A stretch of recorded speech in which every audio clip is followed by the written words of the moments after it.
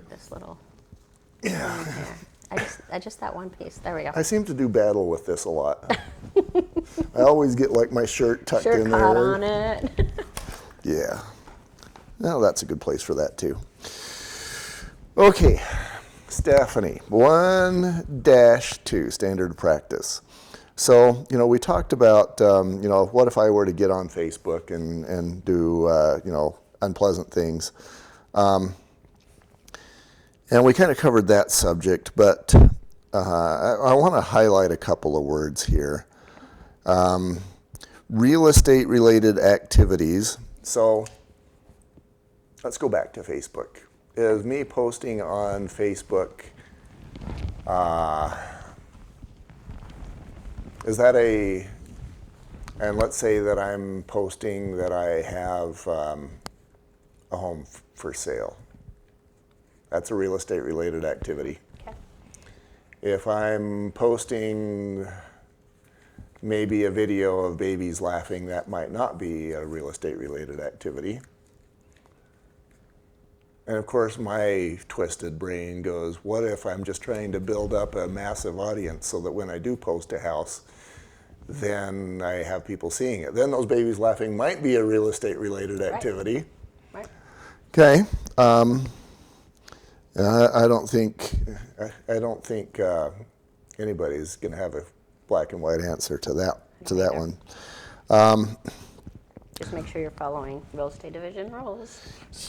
Yeah, whether conducted in person, electronically, or through any other means. What would any other means be? Can you help me with that one? Because I guess any other means might be maybe if you're doing business through maybe a team member. What would any other means be? I would say through any other means, because I have had transactions where we're relying on someone who speaks another language. And so you want to make sure that you want to get someone who has a good grasp of real estate, who uses the right terms and does explain things.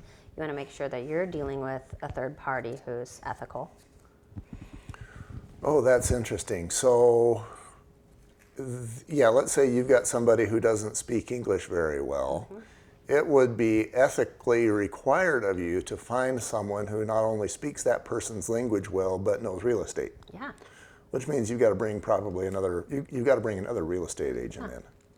To actually do a really great job. I feel like if you are not, that you're doing a disservice to your client. And you're taking a risk with your own license by doing that. Because even though you know what you're doing and you're being ethical, you don't know that they're getting the whole message over there. Mm-hmm. On the other side, yeah. Yeah, that's something I hadn't considered. So, if they speak Spanish, that might be a little easier. There's a number of Spanish speakers. Right.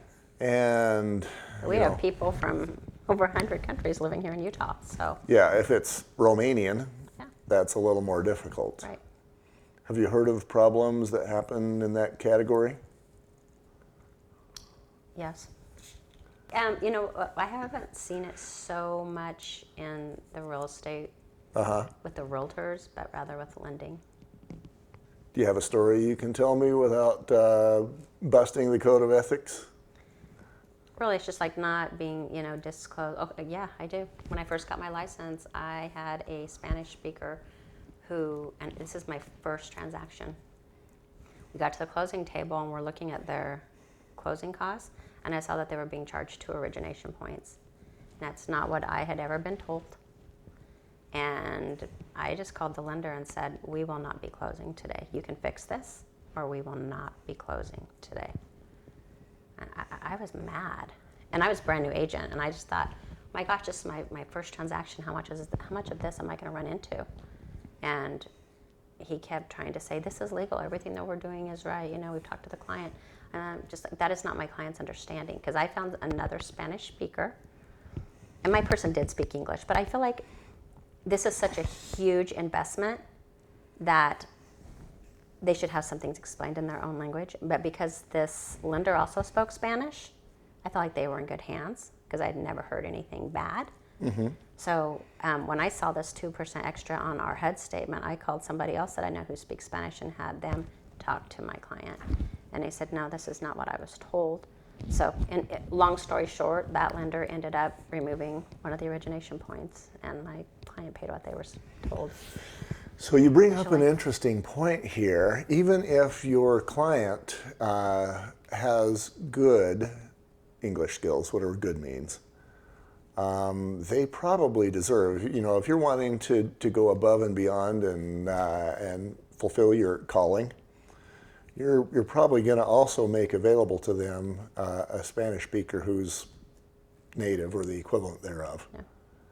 Just to make triple sure that they understand. And sometimes you're not going to be able to find someone who speaks that language. And, sometimes it comes down to Google Translate. I mean, I've got tenants that I have to use Google Translate with because I don't speak Spanish. And if my son's not available to help me, or he doesn't know the real estate term, like, we'll Google it because we want to make sure they have the right information. Yeah, and this is human nature, but sometimes if somebody's speaking another language to you that you kind of sort of understand and you don't, you're going to nod your head and want to keep going. Exactly. And like, I can sit here and feel safe. You can trust me because I'm going to do the ethical thing. So I can justify that to myself, but somebody else might be justifying it to themselves that this is good for this person. They're going to get the house that they want. Yeah, they might be paying extra, or maybe, I'm getting away with something, but they're justifying that. That's not okay. And just because, and this person might have a great experience with me today, but the next time when they go to sell a house, or buy a house, 10 years down the road, and if I've moved or they've moved, they might be dealing with someone that they think, oh, my last realtor was ethical, I'm going to trust this person, and they might not. Like, this is a serious concern to me, and later on when we get to that point, I've got a great example for you. I'm all about stories. So in this section 1-2, we have some terms that we yank out. We have the term client and customer, prospect, agent, and broker. And I go back to a presentation I made 1,000 years ago to realtors, and it was about creating passionate customers. And I used the term customer, and one of the feedback was, somebody came up afterwards and said, in this business, we refer to our people as clients, not customers. And, our buyers, sellers. Here we're identifying both. What is the difference between a client and a customer in the real estate market? The way I look at it is that a client is someone that you've signed an agency agreement with, whether that's landlord or listing agent, buying agent. That's a client. And a customer is someone that, a prospect that you're, just going to meet at a property, or maybe they'll come up on your website and you're sending them information. But once you start talking with them, you can have implied agency to where they can feel like they are your client now, and they're relying on you for information. So that area, I think, gets gray real fast. So a customer might be somebody who I've talked, maybe a neighbor who I've talked to about the weather or about playing Uno. You're at the gas station, someone asks you, oh, you've got a realtor shirt on. Oh, you're a realtor? What's going on in the market? Yada, yada. Hey, maybe you want to give me, a market analysis on my house, something like that. And at that point, I think that person at the gas station is now a client more than a customer. I think right there, they're still a customer because you haven't implied any agency, like you're not giving them specifics about a house or something. But I feel like once you've given them that market analysis and you've discussed, different strategies and ways that you can help them and gone over everything, you could be implying agency at that point. If they're helping them make decisions on how to paint their house or, whether they should put their house in the market before making an offer on another house, at that point, I feel like you're creating implied agency. Okay. And I guess it's important to note that whether client or customer, even if the only thing you've ever done is played Uno with these guys, that person is still a customer by this definition. You don't have any legal contract with them, but there's still a requirement to be ethical and honest with them. Absolutely. It takes away that whole thing of, well, I'm not their realtor, so I can do whatever. exactly. And plenty of people will use that it's not right. Yeah. Right. Bust the code of ethics, get you in trouble with the ethics board. Yes, not worth it, huh? To me, just the thought of being in front, now that I'm on grievance committee, the thought of having one of my transactions ever come up just gives me a little bit of a, never want to be in that seat. So you are on the grievance committee. I think we'll put an end to this discussion on 1-2. Yep. And I think I'll, before we go to 1-3, I'll ask you about hits and highlights of the grievance committee.